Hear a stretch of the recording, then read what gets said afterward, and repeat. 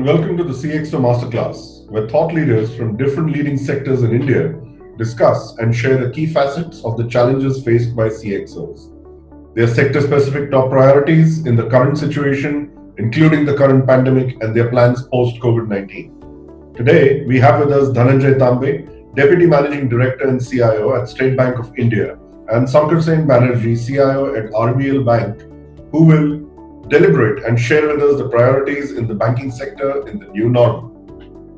Mr. Tambe, we'd like to understand, one of the key pillars for a strong BCP strategy is having an extremely resilient IT infrastructure. So what, according to you, are the key pillars for IT resilience?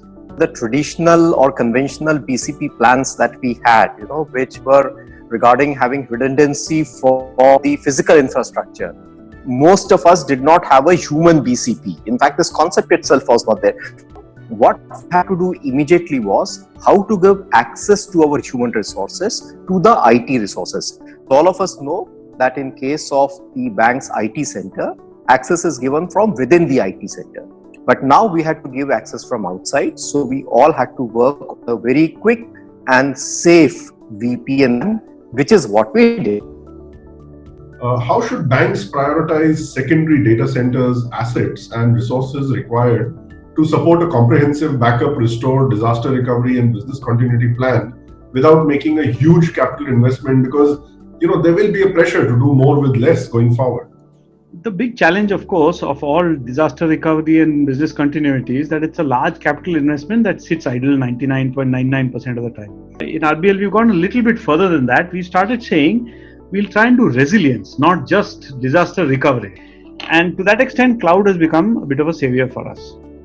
So most of our cloud strategies are to do with the fact that the data gets replicated, but the servers are not actually up. They come up only when an actual disaster happens. So we pay for the data storage and we pay for some compute power to keep the data in sync. But the bulk of the computing power is not paid for till a disaster actually happens. They're stored as images and invoked only in terms of disaster. Resilience, we take it a step further and say that we can expand in either direction. And this we just started doing. So we have physical servers that are capable of bursting out into the cloud. And similarly, if the physical server is down, then only the cloud takes all the load till the physical servers start coming back up in bits and pieces. And therefore, this can be done even when there's smaller disaster, not really a traditional disaster like a data center is down, but even things like one rack is down or one server is down. In your view, how can CIOs come up with a BCP plan with razor-sharp recovery point objectives and recovery time objectives, which we call as RPOs and RTOs, to enable a secure, scalable, and always available IT setup? So one of the things that we have to do, and we have done, and even going forward we'll have to strengthen, is to ensure that all our human resources at all times, COVID or no COVID, are unable to access this infrastructure remotely. In non-IT resources also, that is in our other offices also, because those offices also were impacted. And therefore, those persons also, we are giving VPN so that they are able to work from a remote location. And I think going forward, working from a remote location or working from anywhere, WFA as we call it, that is something which will perhaps become a norm with many of the organizations. How is the untethered approach to the changing nature of work driving the culture of a virtual workplace, especially now that we are all in the work from home zone? So we've been discussing, RBI has been issuing directives saying privacy controls have to be strengthened up. Call center agents should not see individual customer data except to the extent that is required to service the customer.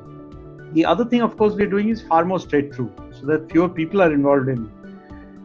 The third thing that we're trying to do with COVID is how do you make sure that you are tracking what people are doing from home?